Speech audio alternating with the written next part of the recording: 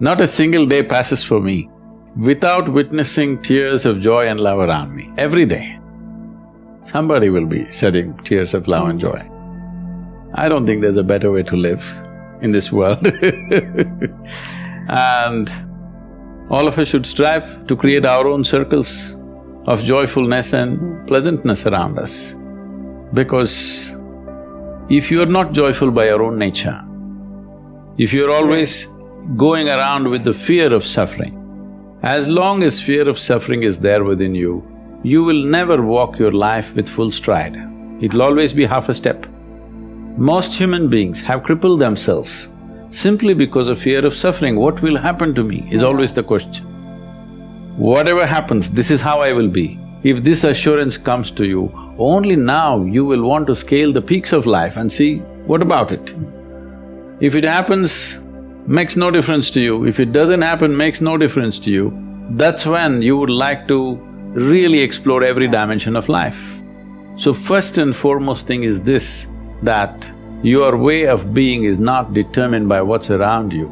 If you bring this one aspect to you, there is no fear of suffering. Once there is no fear of suffering, you will traverse the breadth and length of this life without hesitation.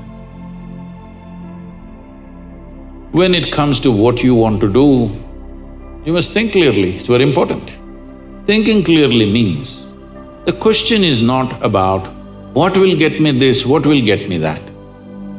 Is your life precious to you? All of you, I'm asking. Your life, is it precious to you? Yes. So before you invest this life into something, you must look whether today if I invest my life into this, after 25 years, will it still mean a lot to me? After 50 years, will it still mean a lot to me? At the end of my life, if I turn back and I look, will I be proud of this or will I be ashamed of what I'm doing right now? Doesn't matter what other people say. But you should not do anything that you will feel ashamed of, isn't it so? Huh? It doesn't matter, people say so many things. Everybody has an opinion, it's their business. But you don't do something that you will feel ashamed of, isn't it? Then you're turning against yourself. Somebody turns against you, you can leave them and go somewhere else. If you turn against yourself, you'll have to live with it forever. So, this is all you have to look at it. Something will get you money, something will get you comfort, that's not the point. What you choose to do, will it give you a life? When I say give you a life, are you just trying to make a living or are you trying to make a life out of this? It's important. Making a living is not an issue. A worm, an insect, a bird, an animal, all of them are making their life, making a living, isn't it so? They're even making a life out of it, but definitely they're making a living. So making a living with such a big brain is not an issue. Earning your food is not an issue, making a living is not an issue. Only problem is you want to live like somebody else, that's an endless problem. I want to live is not a problem. I want to live like you, this is a problem. So, it is important, if you consider your life as a precious life, you must make sure you make a wonderful life out of this. If your friend doesn't not do well, you'll feel sad about it. If he does very well, you'll feel very sad about it. So you have fixed yourself in such a way, whichever way you cannot be happy. You're in a self-defeating mode. No matter what happens, you will not be happy. If you want to understand what I'm saying, you go and stand out on one of the main streets in Bangalore city. Leave the poor people who are selling kadlekai on the street side, leave them. Only look at those BMWs, Mercedes and Maseratis and whatever is going around in Bangalore city. Only look at the dream cars, okay? Because many of you may have dreams also of this. Just look at all these people. You think they are in a profusion of joy, driving this car like that? No. Only in case it's a stolen car, you see the joy.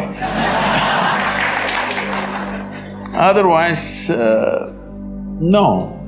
So success has not brought joy to them. If they're failed, of course they're frustrated. Because the very mode of approach is like this. If this mode of approach comes, whichever way, it's not going to work. Because it's not even about you. It's always about somebody here. It's never about you. The simple thing is this, see, if your joy, your sadness, your happiness, your misery is determined by something or somebody around you, the chances of you being joyful in your life is remote. Yes or no? Is it true that human experience is created from within? Hello? Hello? I'm asking all of you. Is it true that human experience, joy or misery, agony or ecstasy, madness or sanity, everything is created from inside? At least if you're a manager, if you're going to be a manager, at least what is happening from within you must happen your way. Because essentially management means having situations the way we want it. Yes? Management means what? Having situations the way we want it. Well, if the world is not happening your way, at least this one must be happening your way, otherwise what kind of management is this? Here there's only one person, huh? Here there are 1,000 people, they may not listen to you, they got their own stuff. But here there's only one person, at least here what you want must happen, isn't it? If what you want happened, would you keep yourself blissed out or miserable? What's your choice? You must choose, I'm going to bless you now. Huh? Blissed out, of course. So if such a thing is not happening, then all these problems come. If things work, it is a problem. If they don't work, it's a problem. If you get a seat in this institution, it's a problem. If you cannot get out of this, it's a problem. You like this place so much, you don't mind staying here, it's not like that. You must get in and you must get out ahead of others, everything. It's never about you, it's always about something else. Outside is a variable situation. Who these people are today, tomorrow we don't know what they will say. Yes? Tomorrow morning we don't know what they will say. If your way of being is determined by all these people, then you are a mess, you're bound to be a mess. See, you are a product of this planet, yes or no? Whatever nonsense individuals may think about themselves, we are all just a pop-up from this planet. You've seen those pop-ups on the computer screen? Pop, pop, yes? You're just a pop-up, you'll be gone. You can't believe you will be gone, huh? Me? I will be gone? Yes, all the very smart people, countless number of people who walked this planet before and you and me, where the hell are they, huh? Not a sign, all became topsoil, isn't it so? Weren't they pop-ups? Aren't you a pop-up? Poop, poop. You may think you have a great life and this and that. As far as the earth is concerned, it's just recycling its soil. Just throws you up and draws you back, throws you up and draws you back. So in this little pop-up, the important thing and the most important thing is, you create sensitivity within you, such sensitivity that every dimension of life comes into your experience. Before you fall dead, is it not important you experience this life in this fullest possible scale? Yes or no? Experience means people think we must party every day. No, same damn thing how many times you will do. There is much more for the human life to explore. You must become sensitive. When I say sensitive, because the word sensitive is used in the wrong way, in the sense, when people say, oh, she's very sensitive, we are supposed to understand, she will get hurt for just about anything. Yes? No, being sensitive to life and being ego-sensitive are two different things.